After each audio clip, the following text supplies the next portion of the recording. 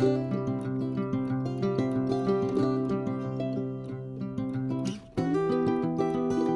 everyone, welcome back to Say Mojo Homestead. It's the weekend! Yay! We're gonna do highs and lows. So, I'm gonna go first. Aww. My high was that I got to milk a cow this morning. He didn't milk a cow. I did not. I love my milk goats, but I do one day want to have a mini Jersey. So, that was really fun. I don't think I had a low. Really? Yeah. It's a good week. It's been a good week. Got some can't Christmas remember. decorations up. I can't remember the week. Well, we decorated our can't remember tree it. Yes. since I think the last video that we Yeah. did on the weekend, and got all the Christmas decorations up and stuff like that. Yeah, So yeah. It's been a good week. Kind of wrapping up school, getting ready for Christmas, Christmas shopping. I love Christmas shopping. So it's been fun. It's been a good week. So my high was getting to hang out with some fellow homesteaders today and process some chickens and learn that process of processing chickens. So that was a lot of fun.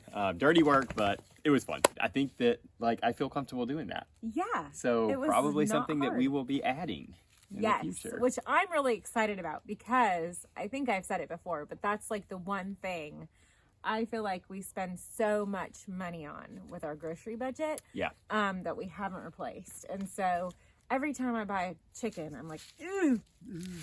Meat in general. Yes. But organic or free range chicken, it's just so expensive. Yeah. So I'm super excited that I could do it.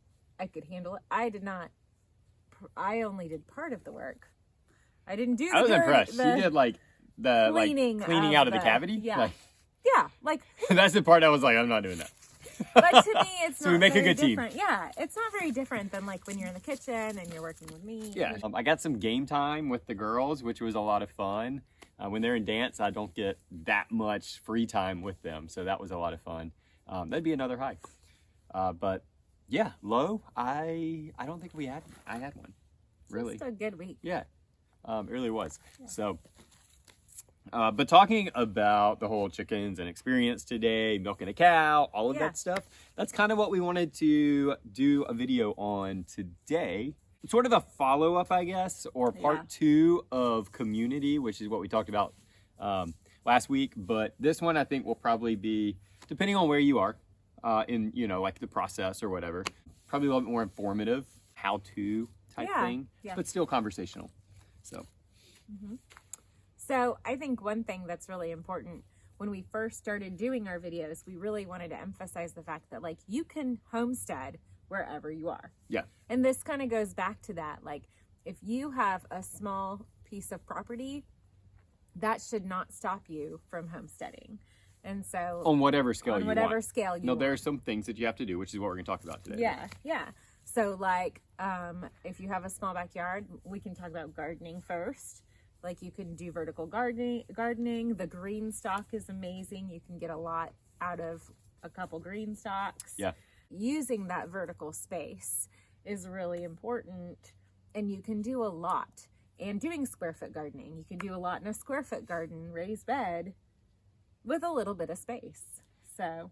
Right. Before we moved out here, if you've watched some of our past videos, you've heard us talk about it, but we were in a patio home community and very, very tiny backyard, 10 feet deep, and trying to think I think it was about 50 feet long, maybe.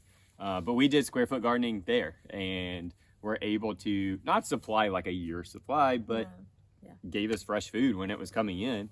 And we probably could have really beefed up the yield on that. And we didn't really maximize the space. We really only had one raised vegetable bed. And that was about it. Yeah. So we could have done more. We just were trying to kind of supplement our grocery. And kind of gardening for a hobby kind of thing. Yeah. And I did want to do more, so we weren't spending as much as at the grocery store, especially because that's when we were just starting eating organically. So that's one way, like she said, growing vertically. There's a bunch of different ideas out there. We did. I did about 2 years ago. Did a pallet garden kind of thing for Mother's Day. Yeah, for Mother's Day, and I loved it. It was awesome. Yeah, so maybe we'll do one on that later. But that's a great way. It was basically a pallet you could propped up and you could plant in it. And so instead of taking up a lot of ground space, it was growing up. And then also just thinking about what grows up, like squash and zucchini, like you could grow those vertically instead of letting them sprawl. Beans, climb up. So thinking that way too. Yeah. So. And the squash and zucchini I have in the greenhouse, I'm actually testing that. I'm going to be cutting the lower leaves and trying to attach it to the poles so it can grow vertically. Yeah. So the other way, and this is really like dependent upon what community you're in, but several communities now have community gardens. And so finding a place where you could maybe like rent a plat or something. Or a row. Sometimes they call it rent a row. Yeah. But doing that, I know that in capital of South Carolina and Columbia, there's several, like the little pockets of communities, several of those have like a community garden area where you can go and, rent, and then you have your garden space. So even, if you're in a really shaded yard or no yard or limited space or something, that may be an option too to look into so that you can do the gardening thing even when you don't have space.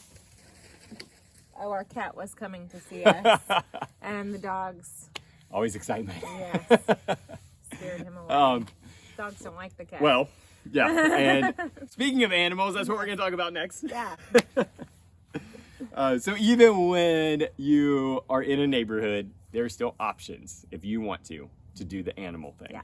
Mainly meat. I think chickens for eggs. If your neighborhood doesn't allow chickens, I haven't really figured out how to do that. You could apply it. It might be a little bit trickier, but you could apply the same principles. Yeah. So one thing that I think a lot of people might not know is that you can maybe lease land or find local homesteaders that wouldn't mind you borrowing some of their land to raise animals on. Obviously, there's going to be some sort of exchange that takes place, right, or something. But if you find a local homesteading community, like on Facebook or whatever, the community is pretty supportive. So, we've thrown around the idea of maybe leasing land, kind of just talked about it. It's not something I think we would need to do. But if we wanted to have more cows or whatever. Like lease pasture, but she says land, pasture. like lease pasture. Yeah, not like more woods or whatever. See what's out there, what's available, what other homesteaders are doing, and see if you can come alongside them and work with them. Yeah, and finding groups. Yeah. There's one key one on Facebook that is Homesteaders in South Carolina, and that's a great one. And people who homestead are very supportive of other people and wanting to help out in any way they can. And so finding a group like that on Facebook or anything and just putting it out there and saying, hey, our family wants to do a cow. We don't have the space. Does anyone have pasture that we could use? Yeah. And, and then you go from there as far as working a deal or whatever. Yeah. And it's not just in cows. I mean, you could do pigs or right, like chickens or whatever. We want to raise feeder pigs, and we've talked to people about coming and going in with us because we don't need more than one pig for our family. So, if there was someone locally that wanted to have that pig meat as well, then, you can find other homesteaders that are willing to throw one on there, and you can maybe help pay for the feed or whatever. Yeah.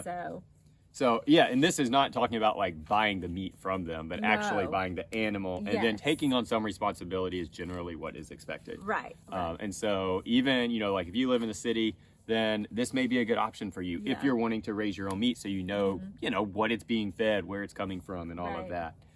You just got to explore. You got to kind of put your feelers out there. Yeah. The other thing I would say is equipment. So it takes a lot of equipment to process and do things like that.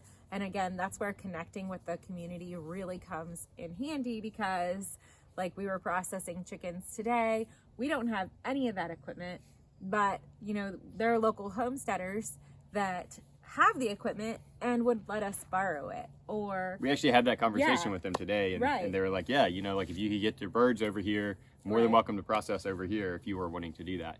Because it is kind of expensive to start up and we'd probably do that. We also talked to another homesteader about, I mean, this was just flippantly thrown out, Yeah. but a very real possibility of like splitting the cost of the equipment and both of us using Yeah. it. And that's another option. Yeah. And that's a great option because you're not processing chickens on a weekly basis, you know, so you can plan it out. You can even get together, you know, process. It's so much fun processing with other people. You know, I've never done it any other way, but it was just, I have with the rabbits. oh yeah. It's so much more fun. It just Yeah. keeps your mind off of what you're doing. Yeah. And so it does kind of lighten the, you know, Yeah. just the duty of it. Yeah. And it's community building. Right. You know, it's a lot of fun. It's a bunch of people working together to complete a task Yeah. kind of thing. And Yeah. so, So I definitely think that that going in with someone is a great option because then you have access to it when you need it and you guys can plan. You can order your birds together. If you get meat chickens, you have to order in larger quantities. So if you don't need that amount for your family, again, going in with another local homesteader is a really good way to take care of that and meet that need. And then you also bought the equipment together, so you can use it together. and it is definitely one of those things, animals, especially meat chickens and birds and stuff, is one of those things like the less you order, the more you're going to pay. And it's Yeah. pretty dramatic. And so the more you can get together and just put in one big order, the cheaper it's going to be Right. for everybody. So those are our ideas. Definitely very, very doable options and ways to homestead without having a homestead. Yeah. And one thing that really made me think about it, other than just kind of going in and, no, it was just learning for us. It wasn't like we were going in and we had birds in it or anything like that today. We just went to But learn. another couple that was there was saying like they were really ready to get land and everything because they did live in a neighborhood. For someone like that, this could be an option, a way to go ahead and start without having to wait, because that's the hardest thing. We all know Yeah. that, like, is waiting, that waiting period when you desperately want something, especially a lifestyle change like homesteading. Yeah. And so this is a way to start it. And I think it's also good because it allows you to sort of ease into those responsibilities so that Right. when you do, you know, have the resources to be able to go get land or really start, you know, homesteading on site, then you know what to expect already. And you're not just jumping in cold turkey completely. So, And you already have community, right. which is so key. So important. Yeah, because I wouldn't have known some of the things that were really important to know about processing a chicken if I hadn't done it with people who were experienced. So I think that getting connected before you have your own homestead can reap a bunch of benefits. I think it would be great. Yes. So don't wait.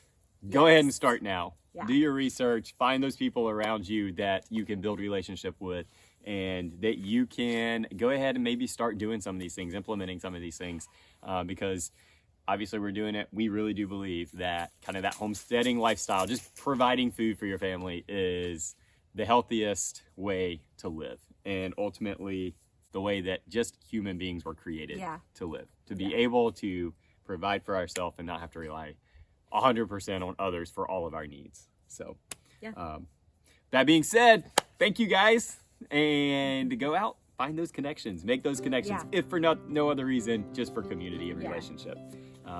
So hope you guys have a great weekend and great week coming up, preparing for Christmas and just enjoying all of what comes with that, the busy schedules and everything. Take a breath, enjoy it. But until then, be blessed.